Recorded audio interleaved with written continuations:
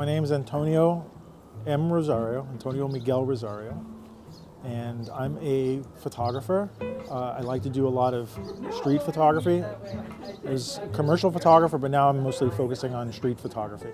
My process starts off with, I'm always going, any place I'm going, I'm bringing this camera with me. I'm probably going to dial in some, I probably dial in some neutral density on this so that I can block out some of the light.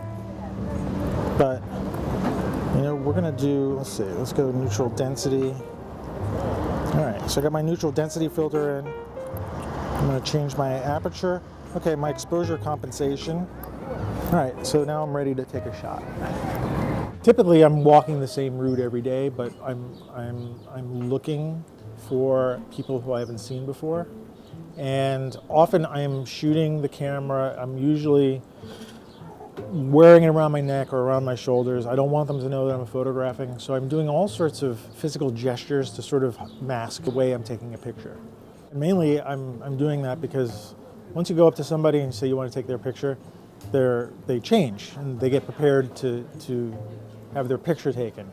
And I mean, part of me wants to capture somebody in the natural state, you know, and that comes from like living in New York and not really wanting to go up and bothering people too much, or get punched in the face. You know, I don't want to get punched in the face by somebody who says, I don't want your picture taken. I do like to hang out and wait for people to come at me.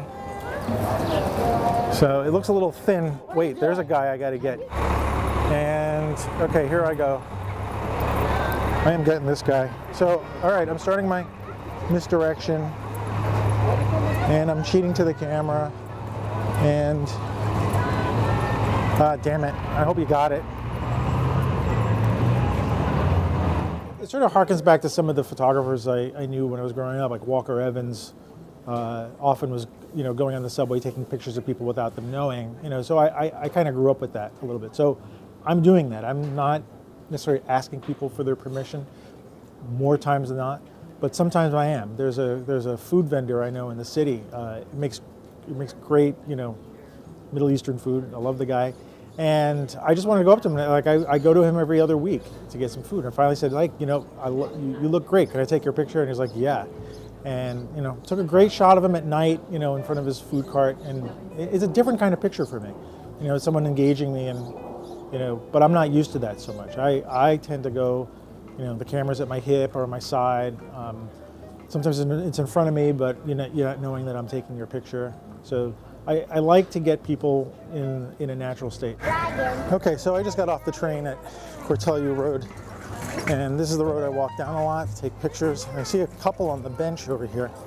They look like a good subject. They're sitting there, and there's actually 3 people on the bench, so I'm going to do my misdirection. I'm getting my camera set up. Boom, boom, boom, boom, boom. Got the shot. Of course, that I like to think, I might be fooling myself, I like to think that it's natural state, but people are often looking at me and they see me with a camera, so I think they think they're going to be photographed, and they probably are, but they're looking at me, and so there's this part of me thinking I am interfering with the system, like there's some interaction going on between me and the person, so it's not always a candid shot in a way. Here's this girl walking at me, set the camera up around my neck, and I think I got the shot. It's this idea of capturing a moment in time that is the present at that moment is very attractive to me. Like photography locks a moment in time pretty much forever.